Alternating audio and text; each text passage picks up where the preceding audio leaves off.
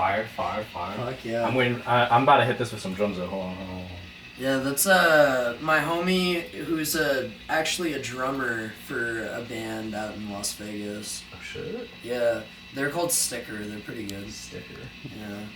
It's like I love those bands who like their band names like don't match the vibe of their music at all. like that Stickers makes me think of like some cutesy shit. You know what I mean? Yeah, honestly.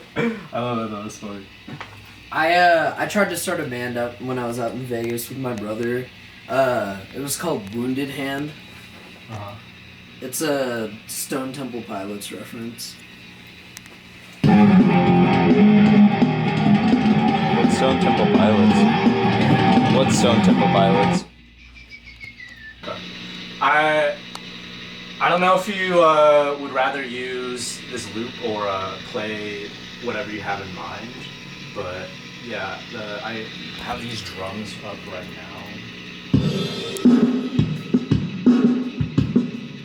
And what are you feeling, like something heavier, something slower, something softer? Is this for, driving down the highway going 100? Is this for fucking chilling in the parking lot? Like what honestly, I'm trying to go for some heavy shit. I want to Okay. I want to hit some growls. We'll get something with the loop. I'm confident.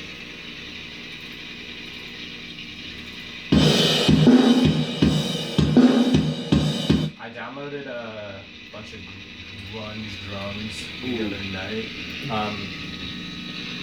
Grunge isn't like the primary genre I'm producing in, but like I'll do a lot of live stuff, so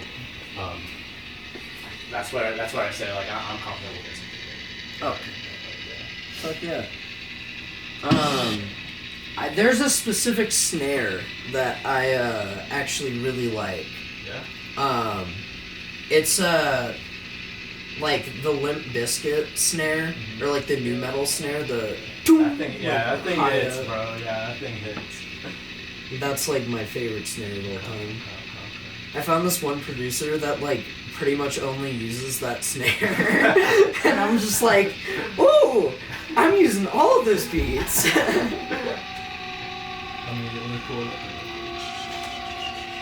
No, yeah, like once you, for me, it's like once I find a sound that I just like, it's just so out there and I fuck with it like so heavy, like it's like the only thing I'll use for like 10 beats like down the line, like regardless of what genre I'm making, it's like, oh, this needs to be in there. For me, I just find a pack that I like, and then I just only use that pack, or like I have like 2 packs. That's it.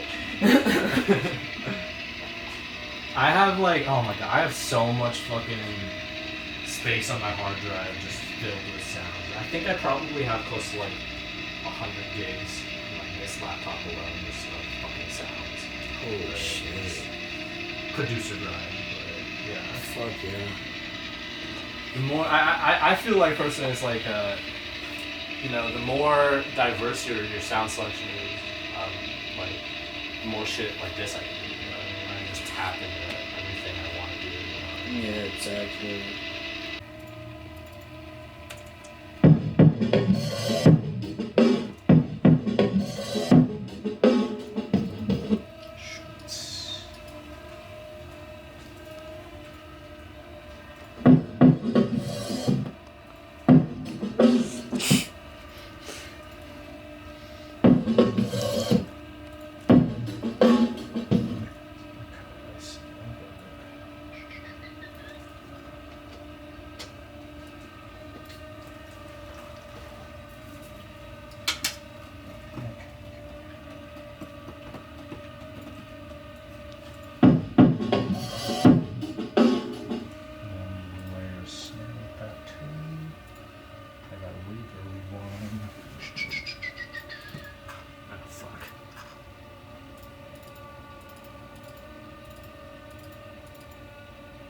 Oh yeah, click that, Jonathan.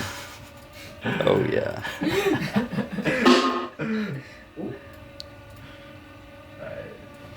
This is the result of my long, painstaking hours clicking. Oh, yes. Shout out to Carpal Tunnel. Yahoo.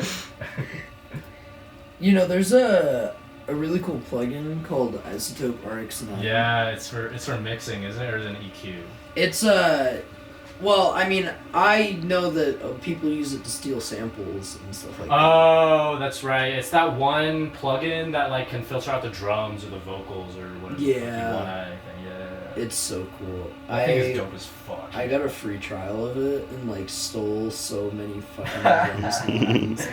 Let's go. Oh man, it's like, why pay for any sound that you like? Dude, that thing is so expensive. I looked. It's like what, $200 for it or some shit like that. Yeah, but you can get a 30-day free trial. Oh, that's right. Yeah, Isotope. Yeah. Bro, Just you probably went crazy that month. I did.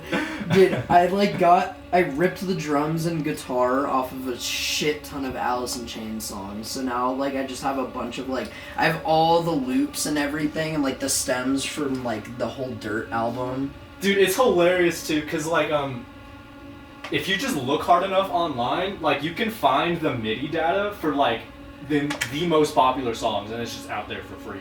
Oh, like, yeah. You could download fucking Michael Jackson's Beat It entirely on MIDI, from, like, the vocals to the drums. Just fucking, as long as you, like, have the instruments, like, to input them all through, like, you could just have the whole song. Right? Yeah, it's and, just like, hilarious. dude, it's actually, the way the internet has changed music is just fucking insane. It's great. I love it.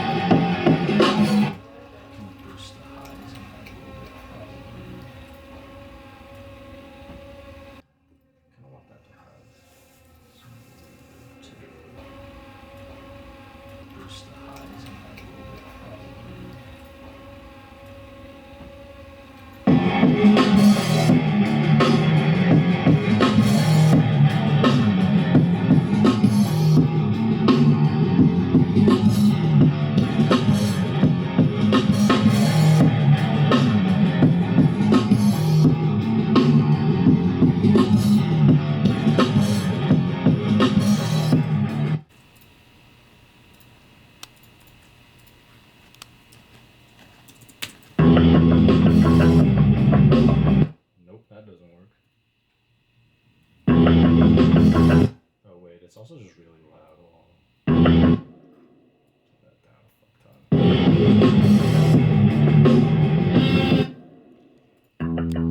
ton. Alrighty. So, what was the first song you listened to when you started listening to your own music? Oh, man. Wait, first song I listened to? I should rephrase that. Like, you know when you, like, stopped listening to your parents' music and started listening to your own music? What was, like, the first one? Fucking Post Malone, Candy Paint.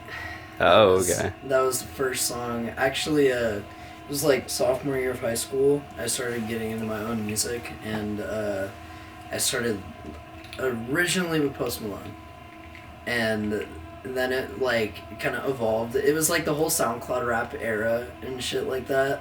And, like, I listened to, like, Lil Pump and, like, all those fuckers. Classic. Okay. Why'd you choose the genre that you chose? I started listening to grunge, and I also started learning how to use my false chords for fun, and it kind of just evolved into me wanting to do music that I do now, just kind of like a combination of, like, grunge with harder shit, like new metal. Yeah. And do you feel like it chose you in any way?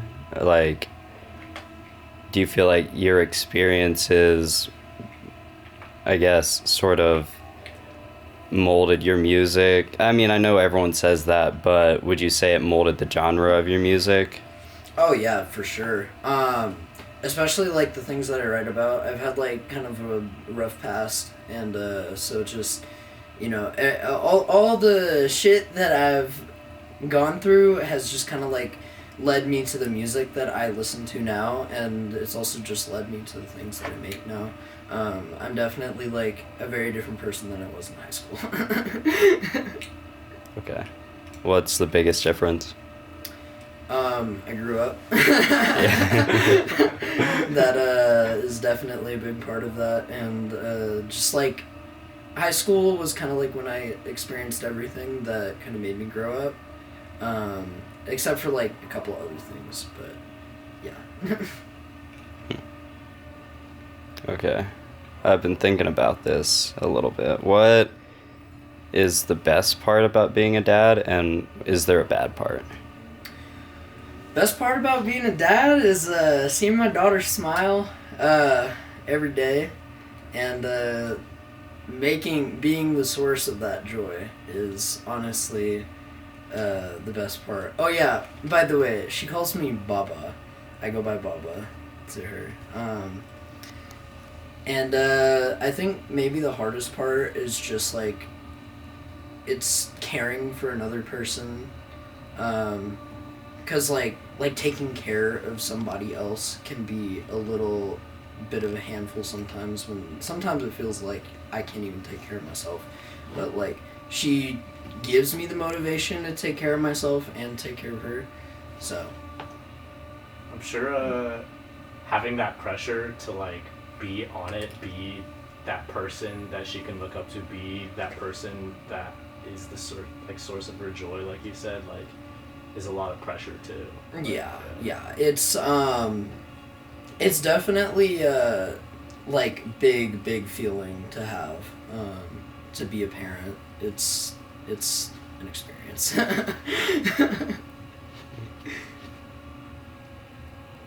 Alright. I'm at a loss for questions, so I'm gonna keep thinking. What's your favorite album? Yeah. Oh fuck. Oh, do I go? Yeah, okay. It's gonna be Dirt by Alice in Chains. That's my favorite band. I can't not give them my favorite album.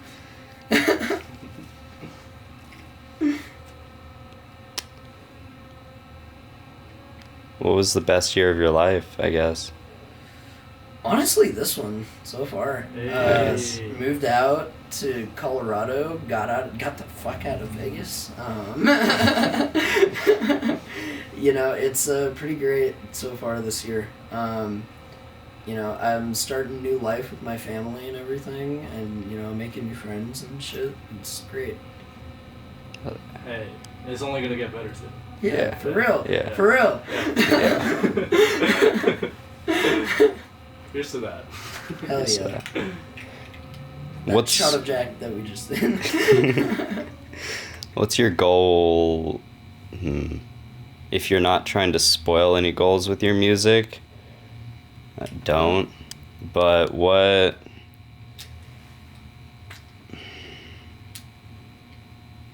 I don't know. What? Like, what's my purpose? Ambitions? Yeah, what gives you that passion to make music, I guess? The way I see music is mostly as an outlet, and I hope that by creating my music and releasing it, that I can essentially, like, give other people an outlet as well. Because, for music, for me, it's a big coping mechanism, and for a lot of other people, it's a big coping mechanism. Whether that be just, like, if you're sad, or you're pissed off, or, what have you, I want to be able to provide that for other people, because I know that I've been in a lot of places in my life where I needed that, and I found a lot of comfort in music in my life, and I want to share it. Okay. That's kind of interesting. I was having a conversation with another buddy of mine who's also an artist, and we were having a conversation about like the parasocial nature of like being an artist, like the relationship between the artist and the listener, because most of the time the listener doesn't even know who you are personally, Yeah. right? And that relationship can be a little weird, but like at the end of the day, like what makes it most worth it for him and for me to an extent too, like being a producer, it's like, yeah, being able to express yourself in a way that's entirely on your fruition and in your care. It's a lot of pressure, and it's like a big thing sometimes. It can be a little dramatic, but like it ultimately makes all the bullshit kind of worth it. Oh, yeah. Yeah. Yeah, also I want to live forever, low key, and you can do that through music, so. Yeah. I mean, I don't got it tatted on me for nothing. Fair. I feel like every like artist like this, like there's like a bit of ego that happens a little bit on that extent too. A little bit, yeah. Listening to music, but I think it's healthy. Yeah. I mean, I think it's definitely good to have a little bit of ego. For sure. Just like, because I feel like it gives you a little bit of confidence and it, gives you a little swagger in your step. 100%. What's one artist that you would get tattooed on yourself and you want to, not like their face, but one artist that you want to bring with you forever? And how would you feel if somebody felt that same way about you? Ooh, good question. Oh, man. Probably, okay, so either like Lane Staley or Kurt Cobain. Lane, and honestly, the way I'd feel if somebody got me tattooed on them, oh man, that's like a lot of pressure. Like, am I allowed to get more tattoos? Like, are they gonna keep adding every time I get a new tattoo? Or, I mean, shit, it's a lot to have, like, me on somebody's else's body, but, I don't know. If somebody did, I would think it would be dope as fuck. But if somebody got a tattoo of like your art personified, you know what I'm saying? Not like your face or something. Oh, of like my art? I think it would make a pretty sick tattoo, to be honest. And I would want to see it. Yeah. Other than that, I don't really know how I'd feel about it. I feel like it depends a little on the tattoo, too. Yeah. Like you were saying, I'd have to see it, yeah. Yeah, like, because I feel like it would definitely be, like, a sort of, like, dark theme. Because my music has dark themes. But, like, I don't know, yeah, like, it really depends on, like, what it is. Like, I can picture a couple things, and pretty cool. Might get those tattooed on me. Fair.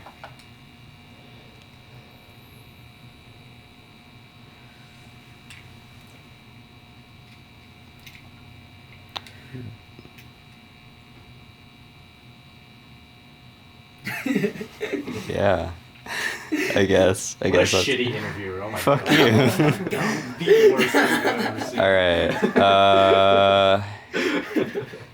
Picking out of the bag of most used like interview questions of all time, what is some advice that you'd give to your younger self? But with a spin on it, it has to be shitty advice. It has to be shitty advice that rings true somehow. Oh, man, shitty advice that rings true. If you fuck it up, then you fucked it up. Give up. Hey, actually, yeah, sometimes giving up is okay. But, probably don't give up. I knew mine, like, immediately, and it kind of has to do with that. Mine would have been, don't listen to everything your parents say. Yeah. Because they're also just mindless Apes. collection of atoms that fucking spin on a rock together as well, so. Yeah. We're all stardust. Yeah. Just floating around on a big rock.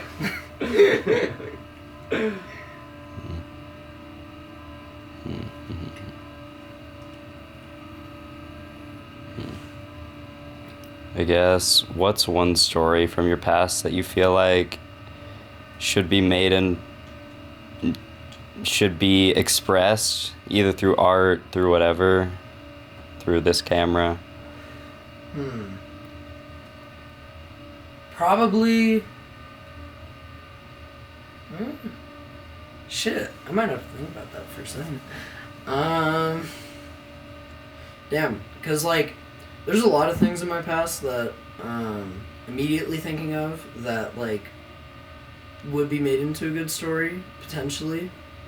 but maybe like every time that I got myself in a shit situation in like crazy circumstances, like when I ran from the police.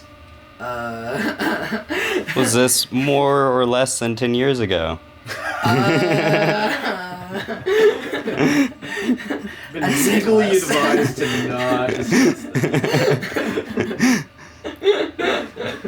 Yeah, I was trespassing. It was kind of a stupid decision, but it was fun. So, who really gives a fuck? I ran from the police, and then when I got to the parking lot adjacent from the building, the cops were like, they went into that parking lot. They hadn't seen me go there though. It was a different set of police officers because they called reinforcements because they couldn't find us, and so then these other cops are in the parking lot that my friend and I met up at when we ran, and they're like, "Have you seen anybody?" And we're like, "No." Little did they know it was us. I don't even know anyone. People don't exist. What are you talking about? What is a person?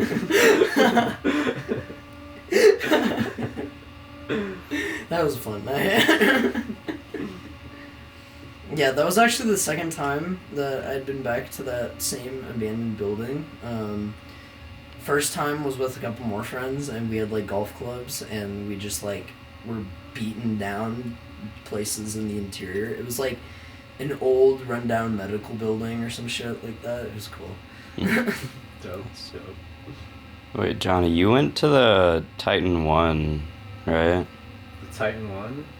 The quarry near Longmont? No, the 'Cause I didn't do that. What's the missile Titan 1? silo. What? The missile silo. No, What? I did that. That was also Blake and Jeremy, but no, Yeah. I didn't go to that one either. Yo, that's a thing around here? Yeah, Yo. Yeah. we do need to check it out. Yo, that would be super They sick. they have some pictures of it. I don't have them. I wish I could show you to them or show them to you, but they're so Yeah. dope, bro. Fuck, yeah. We could That probably. would be like a Yeah. sick place for music video. Album cover vibes. Oh. Legitimately album cover vibes. Yeah. Y'all trying to shoot a music video? They have a thing where it's like you get shot on site if you go there, or there's 2 silos nearby that you get shot on site. For real? Yeah, there's like 3. There's 1 that's out of commission, and then 2 that are in use or something. Holy shit. I mean, I could understand why the 2 in use. Yeah. That's that's fair enough. Yeah. Yeah. That's reasonable. Probably anybody going in there is up to no good. Yeah.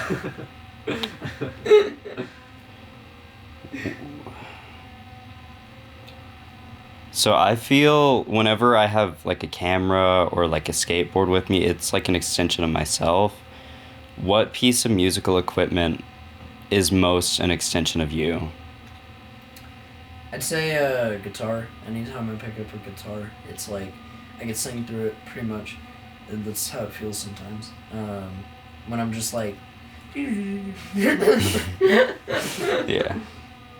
and like I don't know. It's anytime I pick up an instrument, really, it feels like an extension of myself. Even if it's like drums, which I'm shit at, you know, I still, well, I lose myself in the instrument every time, and it's just it becomes like a part of, it's like breathing, you know. I find it kind of like, I'm not a super talented instrumentalist, but like, I kind of get the same feeling with like learning a new instrument. Like I can just like lose myself like in learning a new instrument, and just I pick it up and like 3 hours went by. You know what I mean? Like, I didn't get any better. Cool. It's fun though. Yeah. That shit was sick. Yeah. I like fucking around with instruments. That's like I don't know what it is. I like hyperfocus hella. I got like ADHD.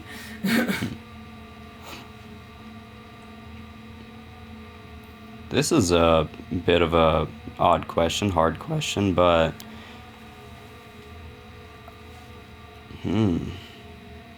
yeah, I have ADHD as well, and I've always considered, would I feel bad having a kid and giving that to somebody, or you know what I'm saying, the possibility that they have that as well, even though it's like totally livable. Yeah. Like, You know, I've thought about that because, you know, I got like a couple other shit wrong with me. But, you know, just like I kind of made my peace with it and decided that, you know what, at the very least, my daughter is not going to go through the same experiences that I went through that made my issues so bad. You know, so at least there's a chance that, you know, she will be able to be raised where she'll be able to learn healthy coping mechanisms and ways of dealing with those emotions that are just, you know, terrible, but like ways that are just good, you know? Yeah, sorry to ask that. I just genuinely wonder. Yeah, no, that's like, totally as myself. I feel like too, like shit like your guys' ADHD and like a lot of things you guys might have been through as a result of it, like a lot of those things like you may not have control over, right? So it's like it sounds cliche, but it's like why trip about shit that you don't have control over? Exactly. Like, you could just focus about like, you know, your daughter, right? Yeah, exactly. The stuff that you do have control over, right? That's essentially like the conclusion I came to, actually. It was like I just was kind of like, oh, I mean, there's no point in worrying about it, you know, whether she does or not, you know, but what I can do is make sure that I'm a good parent and I'm there for her. Exactly. You know? Which, I mean, at the end of the day, that's my job regardless of whether she has anything or not, you know? Right, yeah. Tied hair into my bandana. That's one of the biggest things that scares me about parenting too, because like as I was getting older, like the more I realized that in a lot of like situations, my parents were also just kind of winging it as well. You know what I mean? Yeah, I mean that's what parenting is, honestly. There ain't no book. No, it's no Lego instruction manual. Shit.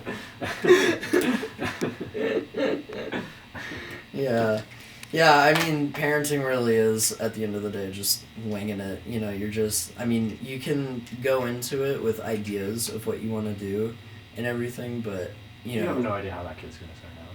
Exactly. What might happen to that you know, kid. all you gotta do is just try your best. Wake up every day with a smile. Right. Try to. Yeah, it's easy to be nihilistic, but I think like if you have the choice to wake up with a smile on your face, Why wouldn't you? why wouldn't you? Exactly, yeah. It just makes your day better. Right, yeah, because like we said earlier, like at the end of the day, it's like just another pile of fucking stardust, like spinning around on a fucking big rock. Yeah, right? pretty much. I mean, like, there's not much more to it. So yeah.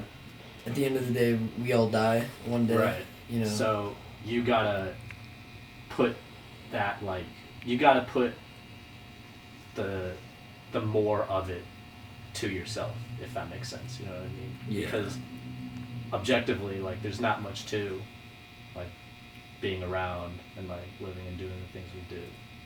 What is important is what we make important to ourselves, and Exactly. that's like, you know, having the choice to wake up with a smile on your face or not. It's like it comes down, for me at least, it comes down to that a lot of the time.